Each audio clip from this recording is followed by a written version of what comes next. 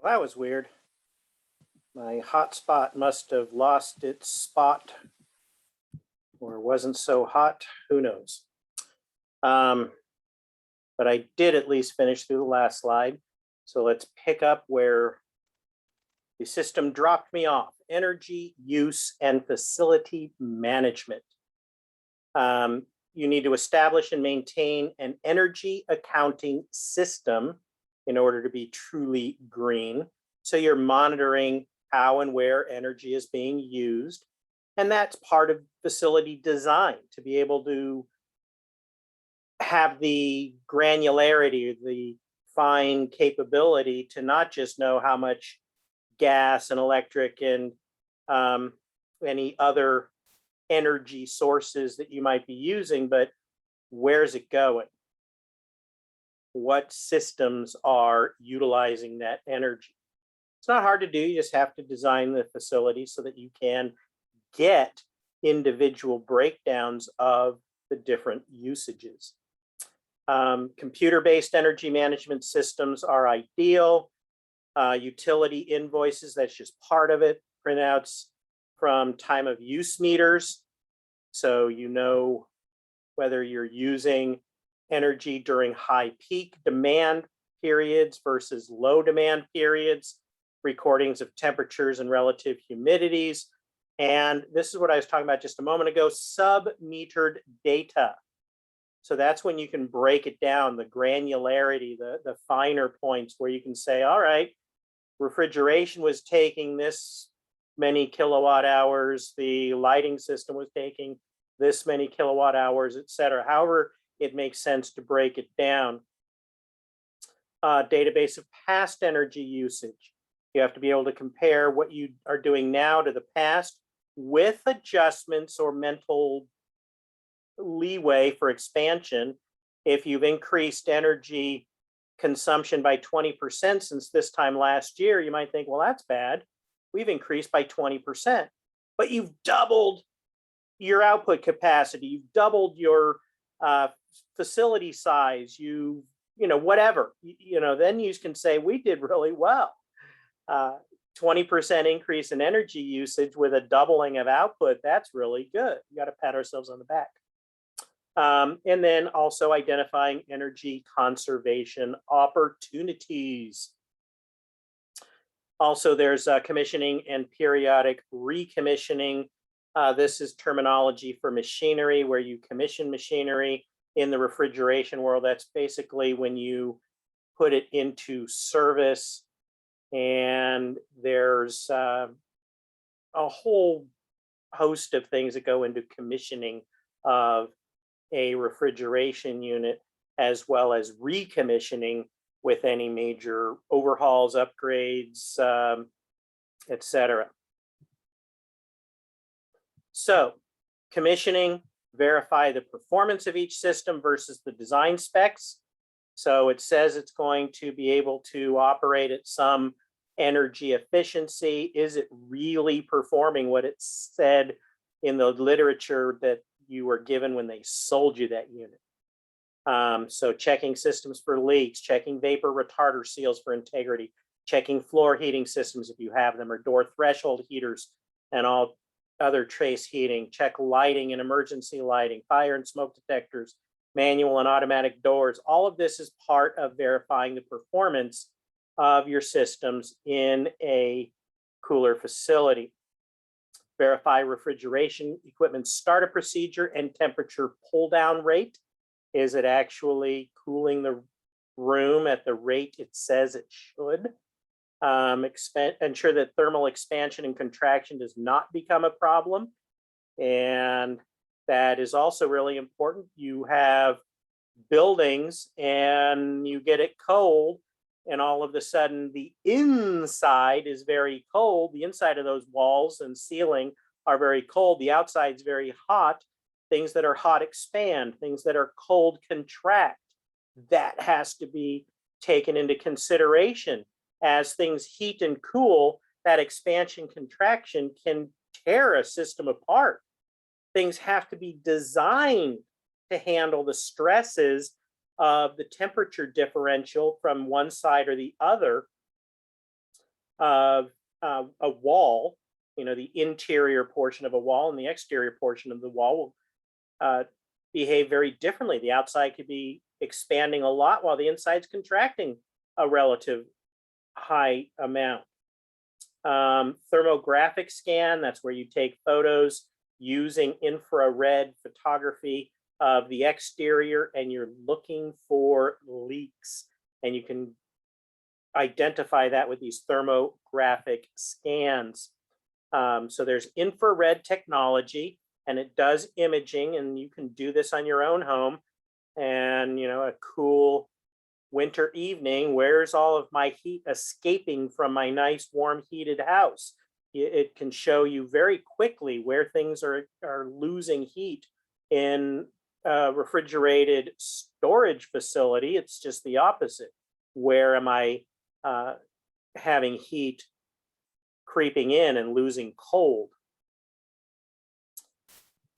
So here's a picture of a seam, the roof wall junction, a very notoriously challenging spot for thermographic scan to capture the heat loss. So a tremendous heat problem there.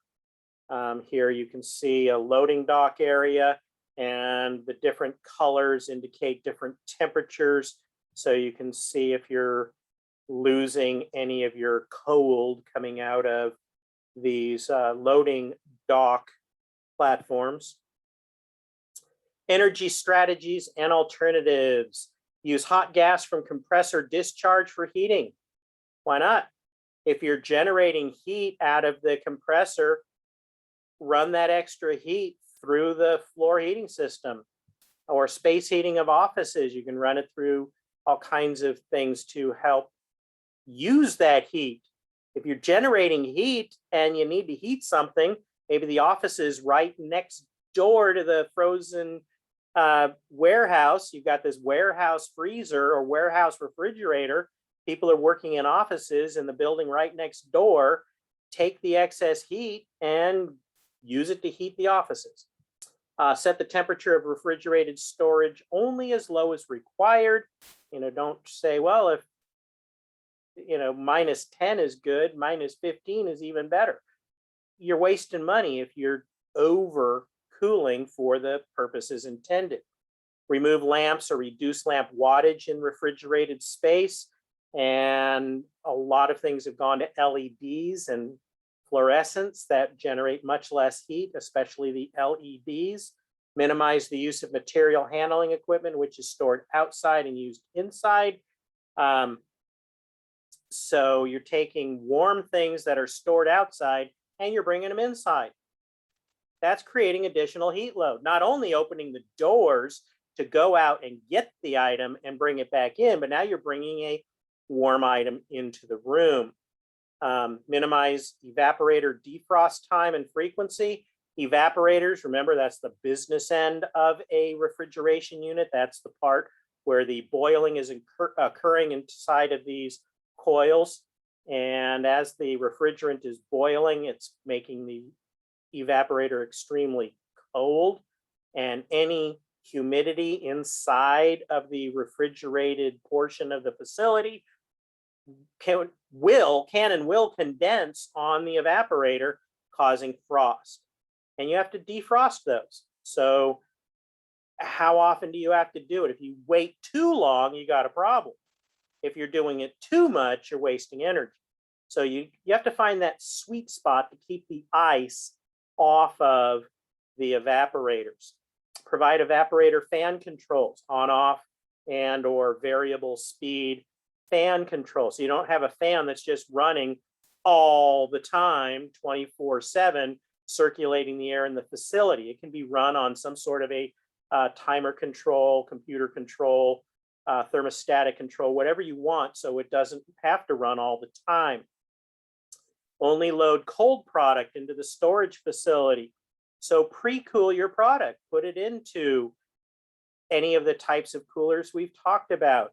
A vacuum cooler, a hydrovac, hydro cooler, which is the water chill shower.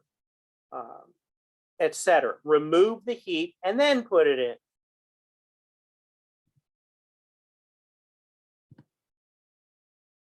So Design Essentials is a book that you do not need if you are interested in passing this class with a high level of success. I don't require it, but certainly if this is an area that interests you, I don't think there's a newer edition out, but there might be. I would definitely check to see if 2005 is the latest edition, but this is a design Bible for green refrigerated storage facilities. Support structure, performance of the insulated envelope, especially joints, depend on the deflection of the support structure. So snow, wind, rain, and seismic loads, all of these things need to be taken into consideration in the building. So the building not only can withstand these normal or possibly not so normal loads, it keeps functioning throughout them. You can't just have, one hard winter or one mild temblor ruin your expensive facilities. Mechanical equipment like evaporators, piping, ice frost loads, all of these need to be engineered and constructed in such a way that normal things, expansion, contraction, wind shift, snow loads, all of these things that can happen, not only does the structure stay standing, but it stays with high integrity, where you don't open up any kind of thermal problems between the joints of walls or the wall to the ceiling. You don't have any pipes that are coming through that when you built it were perfectly insulated, but now 3 years later, this pipe going through a wall is now a huge source of heat infiltration into your cooler. It should last for years with relatively little maintenance, but you still have to double check, but you need to make sure all of your equipment can handle this insulated envelope. Two basic refrigerated facility construction techniques: the external frame, internal insulation, or internal frame, external insulation. I don't care about that for the purposes of this class, but they are different ways of approaching how you are designing the facility. There are different kinds of construction. So if you're interested, you can take a peek at some of the details of this external frame, internal insulation building, or the internal frame, external insulation building. They both have their pros and cons, and you need to design something that is appropriate for your microclimate, the topography of your area, and the cooling needs. There is no magic, oh, this one's the better one. And I don't buy that at all. From all the data I've seen on different buildings, and I come from a family of contractors, so I've seen a lot. The warehouses have their pros and cons for different areas. Depends on what you're trying to do. Anyway, water vapor transmission. Due to vapor pressure differences across the insulated envelope, you can get water vapor moving across your envelope, your walls that are supposed to seal it. Condensation begins when the water vapor pressure and saturation pressure based on the temperature are equal. Essentially, at that point, you reach 100% humidity and dew starts forming, condensation starts forming. And when you're creating a refrigerated environment, you're always creating the opportunity for condensation.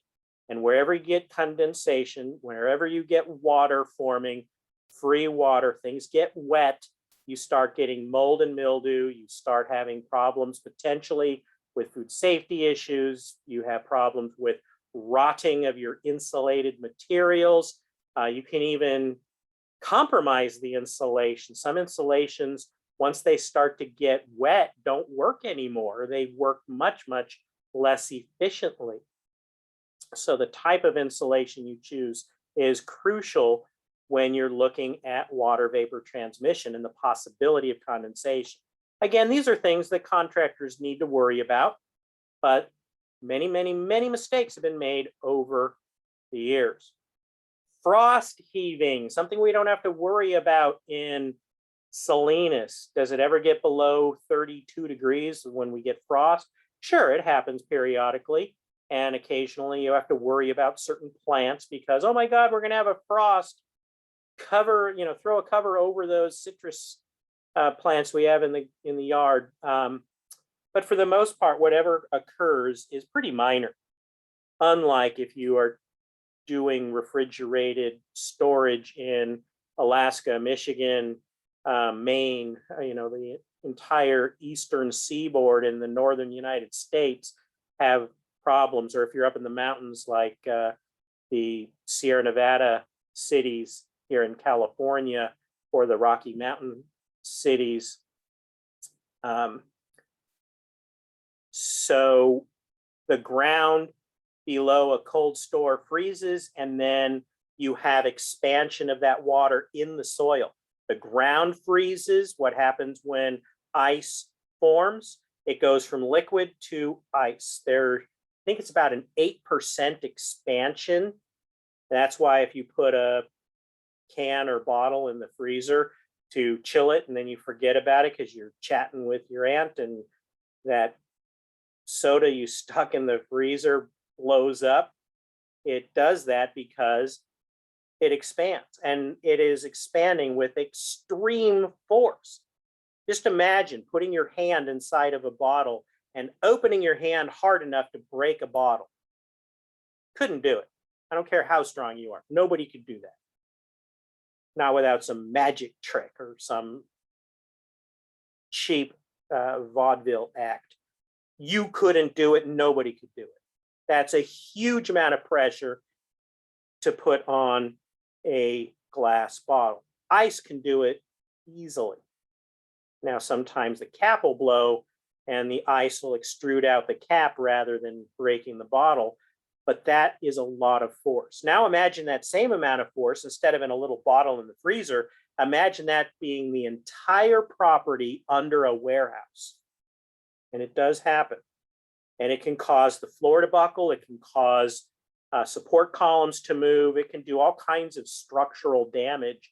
And so in frost heave areas, you should be engineering the building so that the entire building can rock with the frost heave rather than individual pieces moving. It's an expensive design problem in many cases, but you have to take that into consideration. Another way to reduce this problem, rather than engineering the whole building like it's on a bridge and the whole thing moves with a massive foundation, is using floor heating. And with floor heating, you can avoid the freeze underneath the building. Because what are you doing? You're creating a very cold environment and you're keeping it cold. You're freezing the entire inside of some of these warehouses that might be at minus 10 degrees Fahrenheit, 42 below freezing. That's cold. And you keep it cold for that long, even if you're in relatively mild conditions, you might be able to freeze the ground underneath and start doing some damage. So using floor heating can prevent subsoil from freezing in those situations. Again, planning, design, understanding what you're doing, and having appropriately trained engineers designing these buildings. Insulation does not inhibit heat flow, it only slows the rate of heat transfer. So if you keep a room cold enough for long enough, that freezing is going to reach the subsoil eventually, unless there's some break you're on an elevated foundation. It's not a slab directly on the floor or something like that. So any kind of insulated floor may be damaged by frost heaving. So don't worry about the details here. This is just an example of a liquid circulated floor heating system. And you're just trying to keep enough heat in the lower levels of the floor so you don't have frost heaving underneath your facility. You do not want to create another heat load that you're going to have to expel that heat through your refrigeration system. Venting, substantial indoor-outdoor pressure differentials.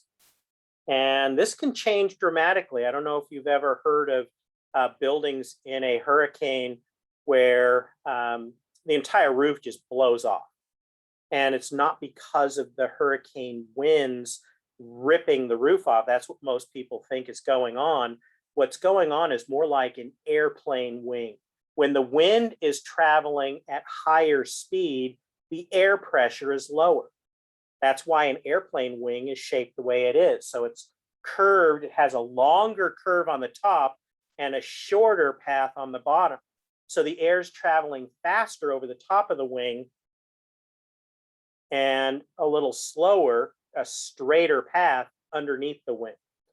And so you end up with lower pressure above the wing, higher pressure below the wing. Faster air, slower air, and it literally sucks the plane up due to the differences in air pressure. Or it's really not sucking the airplane up. The air pressure underneath is greater than the air pressure above, and it's the air pressure underneath that's pushing it up, to be more accurate.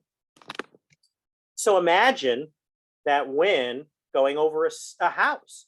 There is no air movement other than minor fan circulation or something in the house. The air is still, for the most part, a very, very slow movement inside the house. And air is rushing over the top of the roof at high speeds.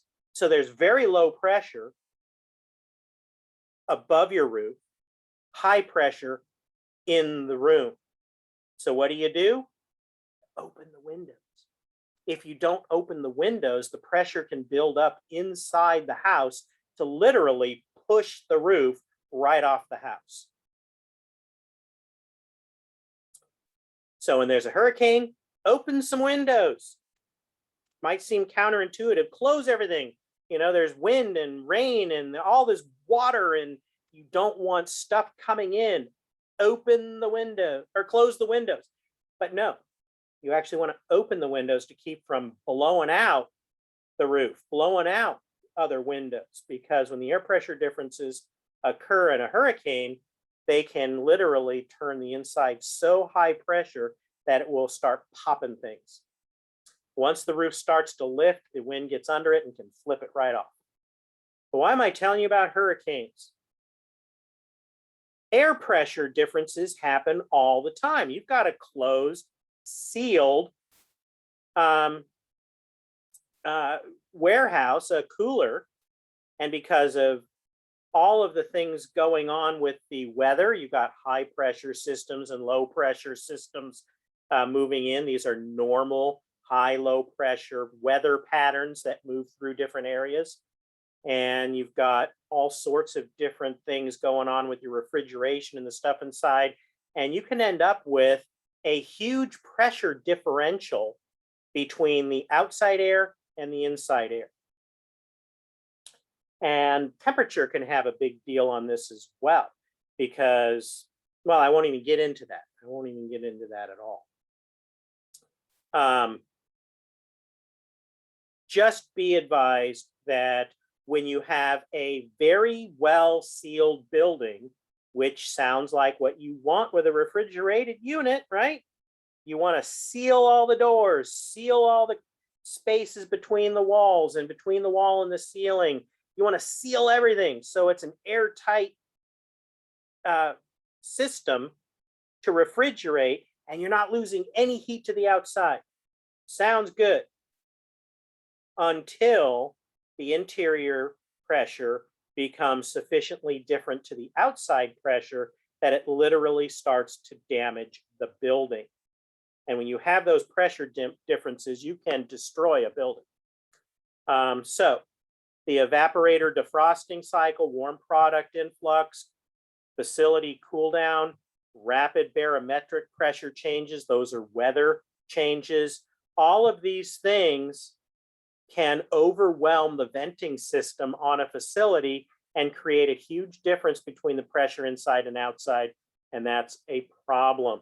So what happens, insulated panels can be pushed out of place, vapor retarders can tear or otherwise be destroyed in a way that now vapor can get in, moisture can get in to your walls, and structural damage. So alleviated, how do you alleviate or fix the problem? Inflow, outflow, hinged vent pairs, not on opposing walls. So again, don't worry about the design specs, but you do have to worry about venting. Look at the pictures of these floors. This is an inadequate vented room, and it literally destroyed this floor. And this is the outside. The bottom picture is the outside wall. And you can see how this warehouse wall caved in. The interior pressure was very low. The outside pressure was relatively much higher, and it literally crushed in that wall. And so any insulation or vapor barrier or other seals at the junction points between the ceiling and the wall could have been compromised. Likely with this level of exterior damage, there was more problems than just a cosmetic dent in the wall. This looks pretty serious. So that is it for this lecture on green refrigeration storage facilities.